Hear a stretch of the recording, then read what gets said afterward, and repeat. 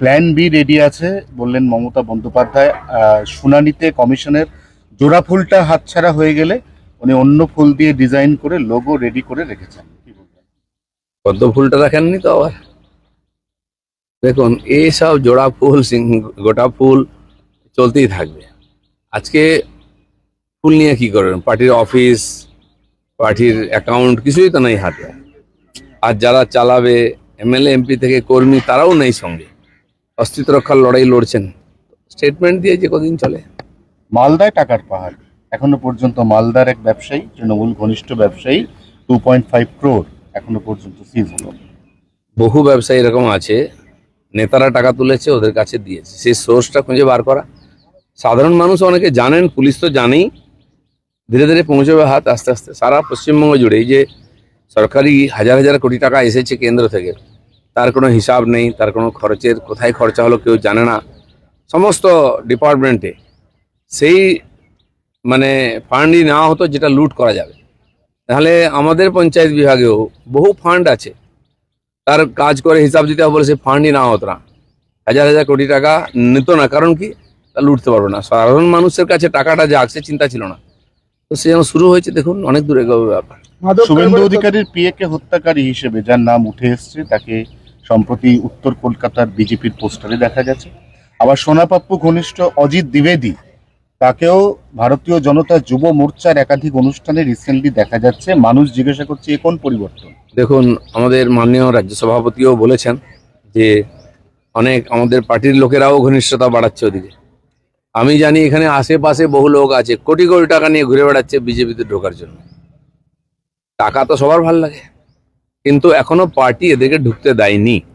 চিহ্নিত হচ্ছে, জানাও যাচ্ছে, আমরাও জানি কে কার সঙ্গে ঘুরছে কি করছে, কিন্তু ঢুকতেই পারে, ঘুরতেই পারে, কিন্তু পার্টিতে এইসব লোকের এন্ট্রি হবে না, এ ব্যাপারে সতর্ক আছে পার্টি।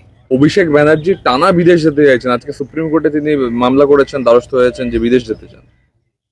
এখানে কোনো কাজ নেই তো, অভিষেক ব্যানার্জি কি করবেন? বিদেশ ঘুরে আসুন। রাহুল গান্ধী মাঝে মধ্যে 1-2 মাসের জন্য ফেরার হয়ে যান, খুঁজে পাওয়া যায় না। আমার মনে হয় সেই কালচারটা নিয়ে আনতে চাইছেন। আচ্ছা, জয় গোস্বামী তিনি কালকে বলেছেন তিনিও নাকি তৃণমূল আমলে থ্রেড কালচারের শিকার। এখন মনে হচ্ছে থ্রেট কালচার, মনে মনে বলছেন, তখন তো বলেননি কোনো যে তোমাকে থ্রেট করা হয়েছে। হয়তো হয়েছে কালচারে, কিন্তু কেন বলেননি, কেন মুখ খোলেননি? আজকে পাবলিক যখন হুটিং করছে তখন বলছেন। এতদিন তো ওদের সঙ্গেই ছিলেন, চুপও ছিলেন, না প্রতিবাদ করেছেন না কিছু করেছেন। কেন ওনাকে থ্রেট করবে? আরজি করের যে আন্দোলন হয়েছে তাতে গেছেন ওনারা? এটা তো কোনো রাজনৈতিক আন্দোলন ছিল না, এটি মেয়ের হত্যার প্রতিবাদে সমাজের প্রতিবাদ ছিল। তাকে তো অংশগ্রহণ করতে দেখিনি এই লোকগুলোকে। তো আজকে পরিস্থিতি খারাপ, মানুষ জিজ্ঞেস করছে যে আপনি কোথায় ছিলেন, দোষের কি আছে? জেপিএসসি পরীক্ষায় ঝাড়খণ্ডে, সেখানেও প্রশ্ন ফাঁস দেখা যাচ্ছে। এখানে জেএমএম এর সঙ্গে কংগ্রেসের জোট রয়েছে, তাহলে কি রাহুল গান্ধী একবারও বলবে না শিক্ষামন্ত্রী পদত্যাগের কথা? তিনি বলছেও না, কেন নরম? পাঞ্জাবে প্রশ্ন ফাঁস হয়েছে 3-3 বার, সেখানে আপ পার্টির সরকার।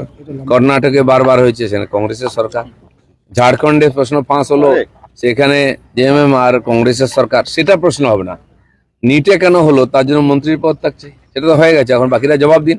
প্রশ্ন হচ্ছে যে ওই বাচ্চা ছেলে মেয়েদেরকে রাস্তায় নামানো হয়েছিল, তারা তো ইনোসেন্ট, প্রধানমন্ত্রী তাদের মাফ করেছেন বদমাইশিগুলো।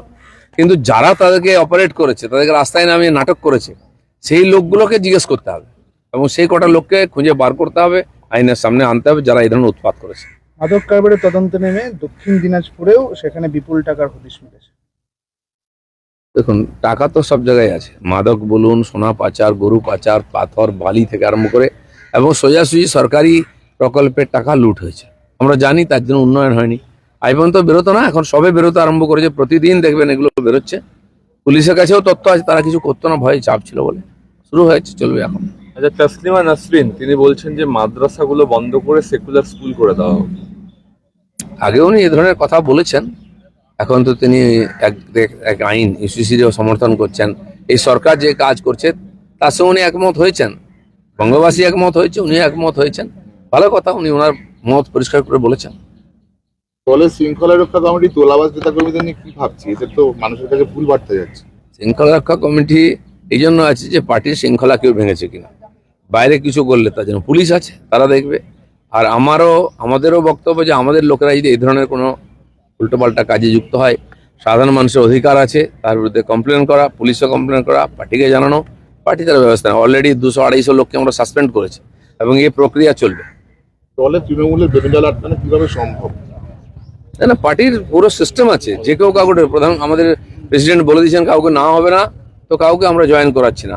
হাজার হাজার লোক আসছে পার্টিতে জয়েন করার জন্য, না হয়নি কোথাও।